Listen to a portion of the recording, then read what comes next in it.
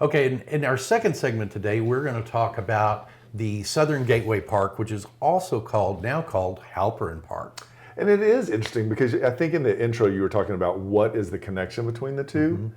And it's that the CEO of The co-chairman. The co-chairman, that's right, of the auction house Heritage Auctions has donated $23 million, which is amazing. Naming rights, basically. Basically. I mean, Clyde Warren Whatever Park it takes, yes, whatever it takes. I'm so happy to see this move forward, though. Our official opening date is May 9th on the park. Backing up 2 steps. So this is a huge 5-acre park Monster. that spans across I-35, and it goes all the way from Ewing down to Marsalis. And that, I mean, look at the size. Look at the size. That is a really, really generous sized park. It's being called a park with a purpose because I think it's doing something incredibly important for that area, and it's bridging Oak Cliff with what is on the eastern side of I-30 over by the zoo, which is never really.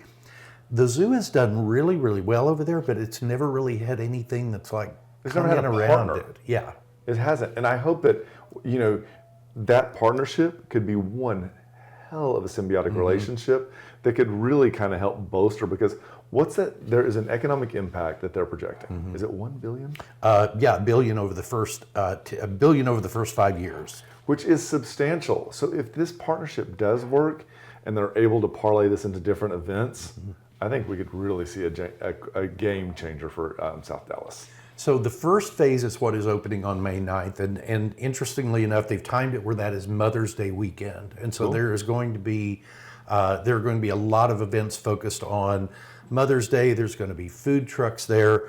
The phase 1 part of it is the section that is from Ewing to Lancaster. So this is going to be done in 2 phases at least. But the first phase has state-of-the-art children's playground, inspired by Treehouse in the Woods, much like the house we talked about today. It's got interactive water features. There is a band shell for concerts that is going to seat 2,000 people. See, and so here's one of the things that I think they had the experience from Katy Trail or Clyde Warren Park. And then they parlayed that into a couple of these forums where they brought in the community residents and sat down and talked about what works, what doesn't work, what would you like to see. And they published this really interesting list. And I thought that some of the most important ones that they did was that pavilion. I think that was number 1 on one of the results that most people asked for. The other thing that they were really talked about, and I have said this over and over, shade. Shade.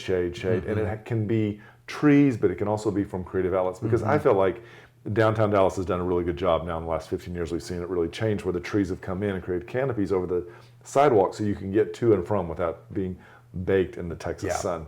And I think, we all know that there is no shade in this park. Like, it is wide open and exposed. It is a concrete base. So it has got to have it. So it's interesting to see them taking this so that what could be harmful to the park and turning it into one of the draws of the park. Like, this is where I can go to get out of the sun, where I can go to be in the water park.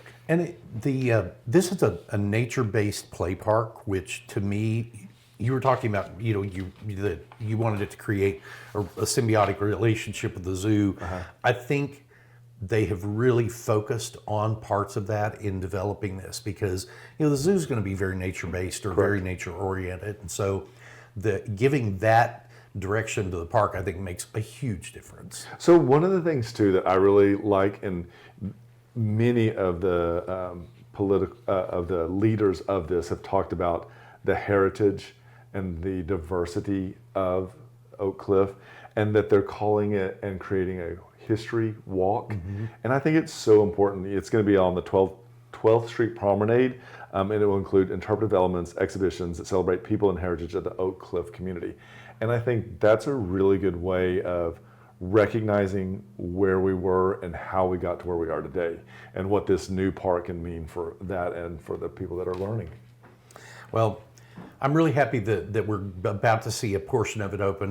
The second portion will be years down the road, but I think the first phase of it is going to be have such an incredible impact on the city of Dallas. So if you go out and enjoy it on, what did you say? May 9th. The 9th. Would you take pictures and tag us or send them to us? We'd either like to use it in our newsletter or maybe we'll show it on the show. But we really think it's a great way to get out there and support Dallas, and one of the fun ways to see new portions of it. And I hope you found this interesting. If there's anything else you'd like us to talk about or share our thoughts on, just drop it in the comments. And just remember, we want to be realtors for life.